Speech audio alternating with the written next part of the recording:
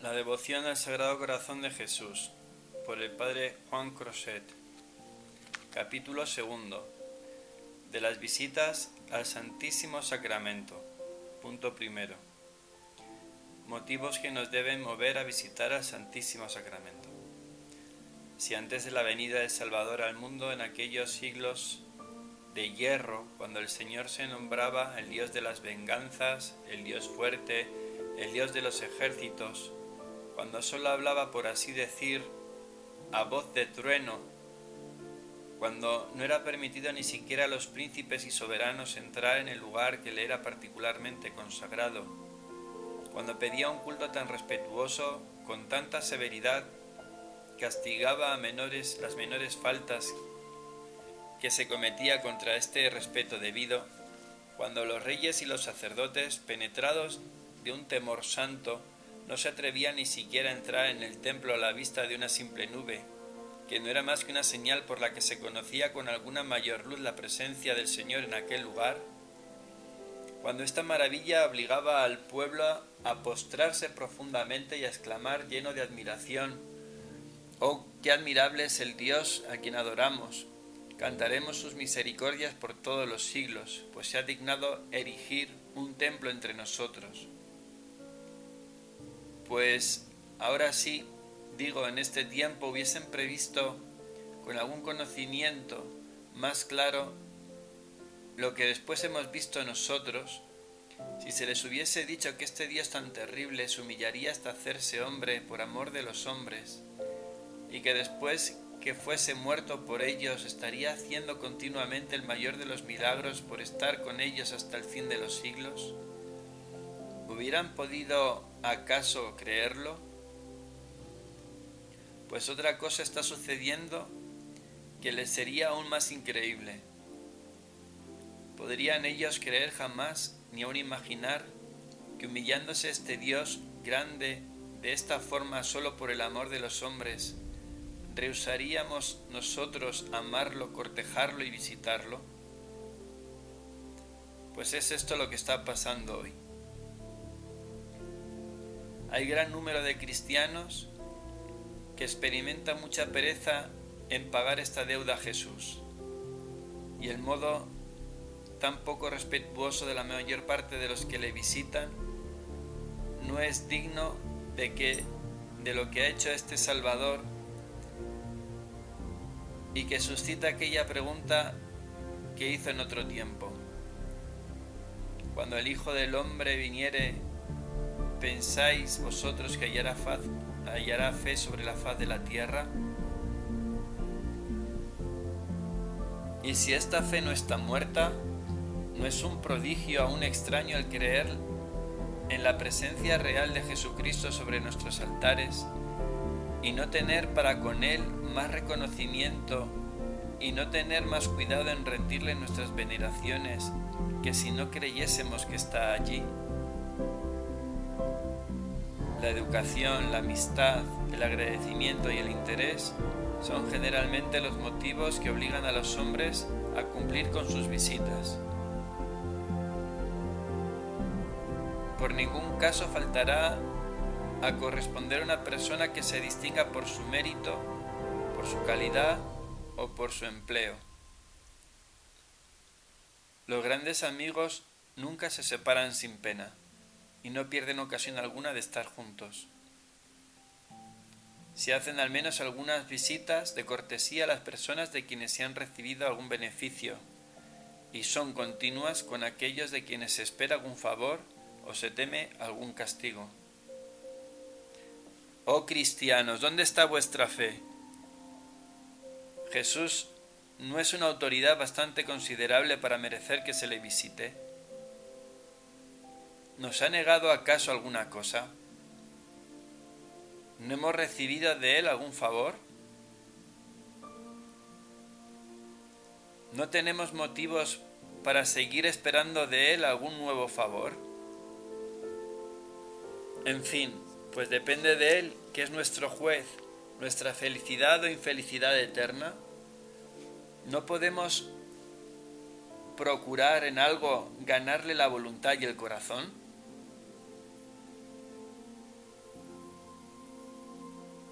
Cosa notable es que todo el mundo conviene en lo que se debe hacer, y no obstante se toma tan poca alegría en hacerlo.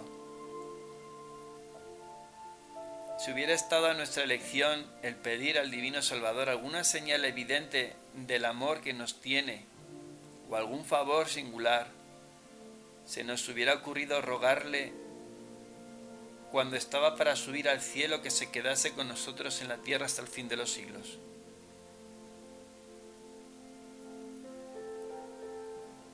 Y si Él nos lo hubiera concedido, ¿con qué afecto de admiración, de respeto y de agradecimiento lo hubiéramos aceptado?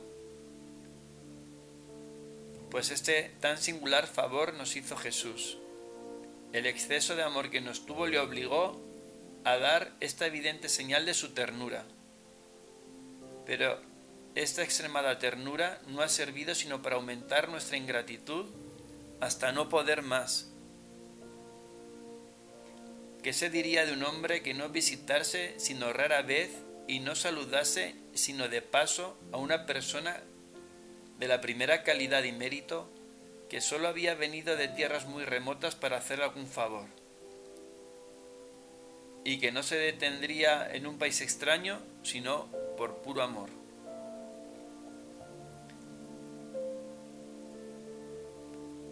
¿Qué obligó a Jesús a quedarse con nosotros después de que volvió a su eterno Padre? ¿Por qué baja invisiblemente todos los días a la tierra? ¿Por qué está día y noche sobre nuestros altares en un estado tan humilde y oculto, sino porque no puede separarse de los hombres y porque sus delicias son el estar con nosotros? Dice: no os aflijáis, hijos míos. No os aflijáis, que yo sé dejar huérfanos, que no os sé dejar huérfanos. Yo subo al cielo, pero al mismo tiempo quedo sobre la tierra. Vosotros estáis flacos, enfermos y débiles. Muchas veces os veréis afligidos. Temeréis mis juicios, temeréis la ira y la justicia de mi Padre. Pero hallaréis en mí, en el Santísimo Sacramento, un Padre que os consuele, un médico que os cure, un guía que os conduzca, un maestro que aclare todas vuestras dudas, un alimento celestial que os dará nuevas fuerzas y, en fin, un Redentor que murió solo por salvaros. Y todo esto no bastará para mover a los hombres, tan amigos de sus propios intereses y tan naturalmente inclinados al reconocimiento. Menos ingratos serían con cualquier otra persona y por el más mínimo beneficio.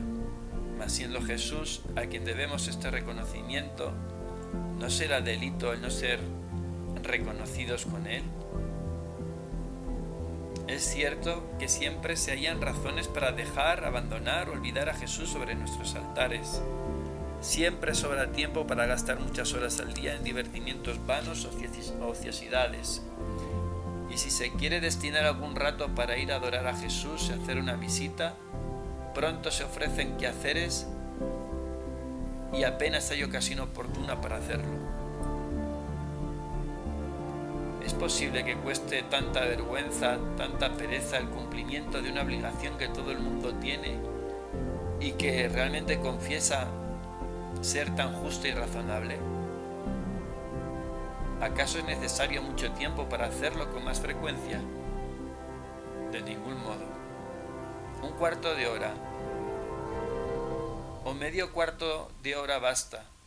Muchas veces no nos cuesta sino dar 2 pasos el hacerlo. Pero el poco amor que le tenemos nos hace difícil e incómoda esta visita, porque se ofrecen 100 obstáculos y excusas que si fuera para otra cosa no nos harían ninguna impresión, y solo nos detienen cuando tenemos que pagar en atención esta atención tan debida a Jesús. Se han visto en tierra de bárbaros, en Canadá y en Japón, cristianos nuevos que andaban 200 leguas para adorar a Jesús en alguna iglesia. Y muchos que no podían emprender viajes tan largos se postraban cientos de veces a lo largo del día hacia el punto donde sabían que había iglesias. supliendo de este modo, con estas frecuentes adoraciones, el deseo que tenían de cortejarlo continuamente. ¿Qué responderían el día del juicio tantos cristianos tibios que, no costándoles más que un paso muchas veces el adorar a Jesús al pasar junto a las iglesias donde reside este Dios de majestad y de amor, se les pasan los días enteros sin visitarle? ¿Pero qué responderán tantas personas religiosas que, teniéndole en su propia casa, son tan omisas en visitarlo? Mi pueblo se ha olvidado de mí. Los que hacen profesión de estar del todo consagrados a mi servicio y que yo les miro como a mi pueblo singularmente escogido, me han olvidado también. Ah, cristianos, parece que no conocemos o que no queremos conocer al que está día y noche en medio de nosotros. Es pues nuestro Señor, nuestro Dios, quien está expresamente sobre nuestros altares para escuchar nuestras súplicas y para recibir nuestras adoraciones. Si nos hallamos tristes, desanimados o afligidos, recurramos a Él. Contémosle como a nuestro Padre los acontecimientos adversos que nos suceden y las desdichas que nos amenazan. ¿Tenemos alguna dificultad en nuestras determinaciones? ¿Deseamos ver la paz de la familia? ¿Deseamos la conversión de alguna persona? ¿Somos tibios en el servicio de Dios, inconstantes e imperfectos? Acudamos a Jesús. Pidámosle todas estas gracias con sencillez y con una humilde y respetuosa familiaridad. Y sobre todo con gran confianza. Llamemos a la puerta. Pidamos con importunidad, pues esta confianza y esta importunidad pueden tanto que roban el corazón a Jesucristo.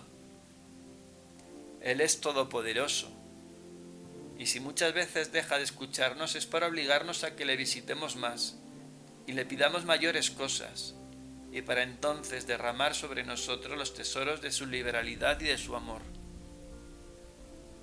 Qué pérdida para los cristianos el descuidarse de un modo tan fácil y tan poderoso para llegar a ser dichosos y santos. Pero qué dolor para las personas religiosas en la hora de la muerte por haberse hecho como insensibles a la vista de esta pérdida. No se admiren, pues, de su poca devoción y de que anden como arrastrados toda su vida en el camino de la piedad y no reciban del Padre de las misericordias, consolaciones ni dulzuras interiores, ni de que vivan angustiadas y sin quietud y que mueran, en fin, con miedo, con turbación y congoja. La negligencia que tenemos en visitar a Jesús en el Santísimo Sacramento, la disipación de espíritu y la poca modestia y respeto con que hacemos este género de visitas son ordinariamente el origen y causa de nuestras infidelidades y de nuestras infelicidades. Por el contrario, los que son fieles en visitarlo con la mayor frecuencia posible saben, por su propia experiencia, que no hay ningún medio más fácil y más seguro para alcanzar de Jesús todo lo que se le pide. Saben también que como sean repetidas y continuas estas visitas y vayan acompañadas de una confianza respetuosa, particularmente a ciertas horas del día en que muy pocos le visitan, apenas hay gracia que no se consiga, y sobre todo una verdadera devoción y un más tierno amor. Oh Dios, Salvador crucificado, hazme arder de amor, fe y empeño por la salvación de mis hermanos. Sagrado Corazón de Jesús, en vos confío. Nos vemos en el Sagrario.